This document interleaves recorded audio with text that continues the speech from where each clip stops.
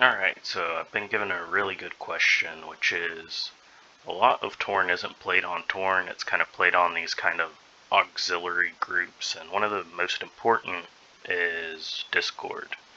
So setting up your Discord server can be really important, and today we're just going to talk about how to get organization like this. You can see since we're part of the Faunau family, we have our Faunau officers here from the other factions. We have our own leadership group, and it's very simple to do this. We just go up to the top left, we go to server settings, then roles, and then we set a role that we want that name to separate to. So here we can see our bridge crew, which was one of the ones listed. When you edit it, you can see the name, all this. Scroll down, and right here, display role members separately from online members. The order of the roles does matter for this. They'll always have the one that is highest if they have multiple ones. So like for us, we give the permissions to everyone when they meet that rank. So our senior officers all have bridge crew, but they're all seen as senior officer because we have this display on right here. And that's it. It's really that simple. You can see we have a lot of roles, and we do that for many different reasons. Some specific permissions we need for specific people doing specific things for the faction. It's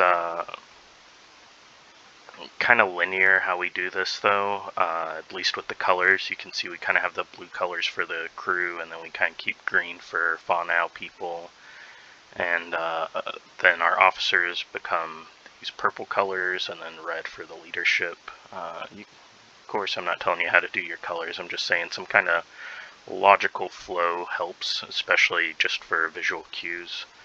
And then down here is all the random things for either bots or old stuff or whatever, and sometimes they're useful, sometimes not. We don't really clear out any of these roles. We usually just make sure the permissions are off for them. And to that effect, like if you're looking at something, like we'll say friends right here, then we can actually, how do we do this? View server as role right here. And now we can actually see how Discord looks if we're this role. And if up here at the top, we can actually select additional roles. So if you're trying to build your faction's Discord, you're not sure what it looks like, then this helps a lot. If we get them crew, we can see a lot more unlocked. Then let's say they go to, do we have React roles? Where is it? Should have been, oh, it's its own group now. But we can see here we also have these kind of optional roles we let people take on.